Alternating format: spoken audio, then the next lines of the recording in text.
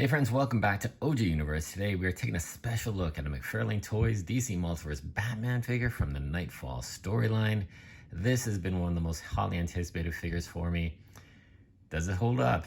Is it worth the hype, worth the hunt? Because this guy was tough to find here in my hometown of Winnipeg, Manitoba, Canada.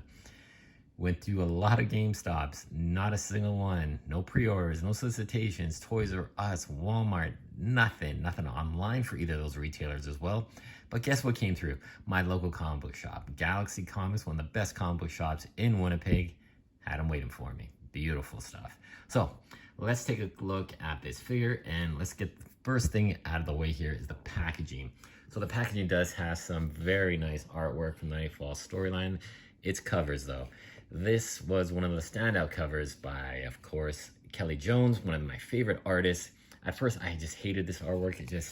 It's so out there, proportion-wise, just in your face. But I grew to really respect his artwork and really appreciate it. And it's cool to see it on an action figure. Good for him. Trading card. Same artwork on the back. You do have the display stand as well. Now the figure does come pretty light on accessories. All you got here is two sets of hands. The fisted hands that are included on the figure. Some opening hands here, open hands to put being bat accessory in. And unfortunately for bat accessories, he just has this very tiny batarang. Fits into the hand, not too bad. But when we compare this batarang to some of the other batarangs that have come out, it's pretty different. It's really small.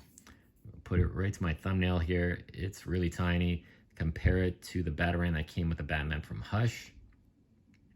Much bigger. So, of course, the Batman Hush is a bigger body buck, but this one, a little too tiny. Could have been a bit better, in my opinion.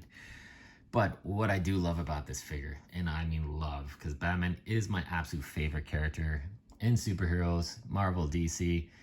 This is the representation. This is how I remember Batman as a little kid watching the Super Friend reruns from back in the 70s, 80s, I guess, they were around. And man, I just, like gray, that light tone, that little bit darker shade of blue, it just captures all of those feelings and it's awesome. This figure does look great too. I mean, if you're pulling on the heartstrings, yeah, you did that. But just for an action figure, that head sculpt is so good. Just brings out so much character in that figure with that stoic pose. The bat emblem, I really do like the black with the oval. The belt, that classic capsule belt here in that bright kind of yellow. Now, the blue. The blue here, it's an interesting sculpt, interesting texture to it. Doesn't have the crazy Mcfarlane texturing, but if you're accustomed to Lego, certain Lego pieces have a bit of a texture to them. This has that texture. It has that really nice feel to it. It's good quality, for sure. The ball joints here are nicely hidden and sculpted, and they integrate into the glove really well. I love that. And then, of course, you see all the fabric stretching here on his chest and shoulders. Man, it just looks fantastic. It's not overly done, but it looks really well, and it represents the character fantastically. The cape as well. It's a little bit lighter cape. It's not like that Hush cape. Man, that Hush Batman cape was brutally heavy. This one is a nice light plastic rubber. Doesn't hold the figure. It's not gonna topple that figure down. And it isn't crazy with texturing, but it does have all these nice folds and wrinkles. It looks fantastic. Overall, this figure, visually, super impressive. Now, let's talk about a couple things here. I hope it's just my figure, not an entire run of these Batmans, but my figure is so stiff. The articulation on him, I'm sure he's the standard Mcfarlane articulation, but trying to move the head around, super tight. Gonna have to fix that. Easy solution. Ball joints in the shoulder, again, really stiff, and I have to apply quite a bit of pressure trying to raise it up. Don't want the figure to break. This is one of those times where, okay, a head, a shoulder, also, holy crap, these double jointed ratcheted elbows, incredibly tight as well. It's like, man, what the hell is going on? And then the legs as well, the knees, again, this one was too bad. For the bottom joint, the upper joint was super stiff. I'm not gonna try and budge it. I played around with this figure for a little bit with the articulation, and man, it is just super stiff. I hope your figure is not as stiff as this. I do appreciate tight joints on a figure, but this is almost a little bit of overkill. So you hear that noise every time you move the head. It just feels like that ball joint is gonna snap. When I push it too hard to this side, it just recoils back. So we gotta work on that. We gotta heat the figure up. I don't like having to do that, but it's a bit of a disappointment and frustration for this figure. So I'll go over the articulation really quick. Ball jointed head, I'm not gonna move around too much, but it's not too bad going up, going down. He doesn't really have any movement. Doesn't look down at all. You got the ball jointed shoulders. You do have the disc as well for the butterfly joint, double jointed ratcheted elbows. The sculpted ball joints for the wrist integrate into that glove so well. It's really nice. Now I did switch out the hand, so I'm gonna pop this one back on, put the fist back on, but I didn't push it all the way in, but it does fit in nice and snug.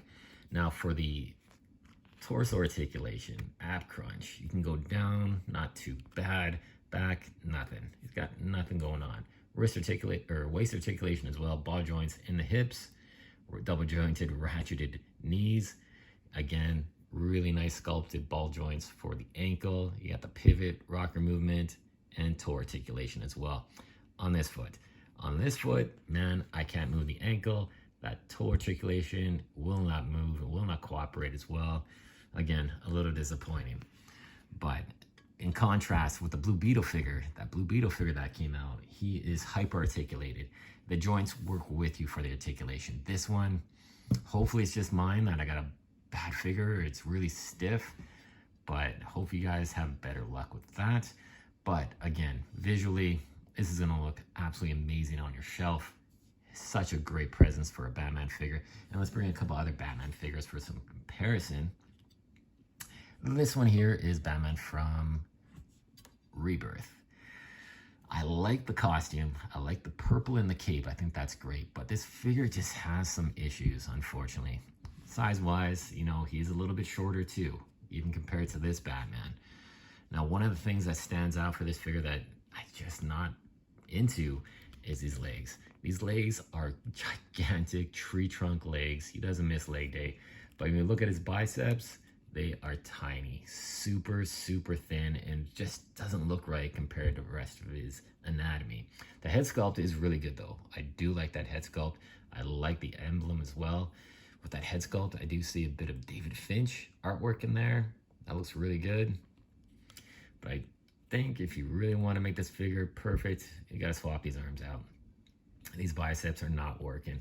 But overall, it is a cool looking figure. I'm glad he's in the collection. Needs a couple of tweaks to make it much better. Now, another figure here. This one I really do like. This is a G1 figure from Mcfarlane Toys. We talked about hollowness. This figure, super hollow. This is the kind of like a retooling from the Solomon Grundy Build-A-Figure. The figure's head sculpt is fantastic. It's one of the best I've seen. But again, this Batman has some weird anomalies to it. The body sculpt is pretty interesting. This ab cut is pretty bad. But over the shoulder cape, draping down, looks fantastic. But when you try and bring up the arm, to me, it just looks odd. It looks like his shoulder is right where his pectoral is. And it should be above that. Like this, it looks great. Like this, it looks very odd. But still, some really good elements about this figure. And we compare the two size-wise, they're almost right on par. There you go. Another one. Now this guy here,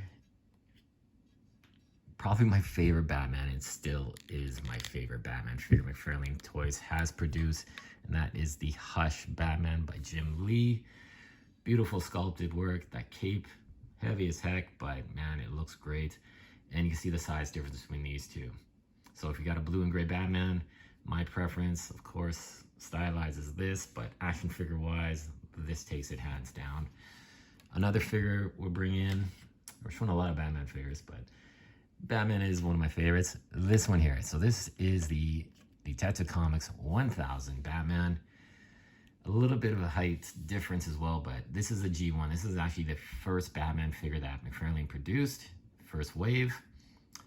Doesn't look like the type of comics Batman, Jim Lee stylization whatsoever, but it does have a fond place for me because that head sculpt, I don't know about you, it reminds me of the animated series Batman. This is kind of like a Batman animated series, but with more stylization and more truer to life proportions.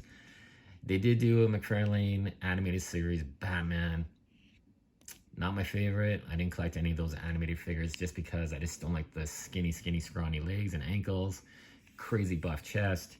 This one represents animated style to me on my shelf, and I really just appreciate this figure a lot. Now, let's bring in a couple other characters. So we've got the Catwoman. This one is from Knightfall as well. There's a really good size comparison. You can see the Catwoman is a bit shorter in stature, which she should be compared to Batman. I like the way this looks. These two are gonna look great. One day I'm gonna hopefully find that Bane figure from this Knightfall series, which, man, it was impossible to find here. Never saw it on retail shelves, comic book stores. Online, it's been sold out for probably like 5-6 months on Walmart's site, and they haven't restocked it. Hopefully we'll find it. Hopefully they make a 3-pack or something. That would be interesting. Bit of repaint action going on with these two. Chuck Bane in there. That'd be really cool. And for the final comparison I want to bring in is Joker. So this is probably like the most classic Joker. It is from Rebirth, but it kind of fits into the classic kind of Batman stylization from this figure as well, with the bright colors. The head sculpt, yeah, the head sculpt has some issues with that red, but it's still a phenomenal looking Joker. Really like the way these two size up together as well. Very nice. So overall, guys, this is a figure that I would recommend. It has a lot of great things going for it. The stylization, the presence that's going to have on your shelf. Mine, maybe I got a bump copy with a really stiff articulation. I'm going to try heating it up, running under some hot water. Hopefully that'll loosen up the joints a little bit. Hopefully nothing breaks on this guy, but visually he is impressive. Definitely go for it. Find it on the shelves, pick it up, and I think he'll be a great addition to your collection. All right, guys, thank you so much for watching. Like, comment, subscribe, and stay tuned for more reviews. Thanks for watching.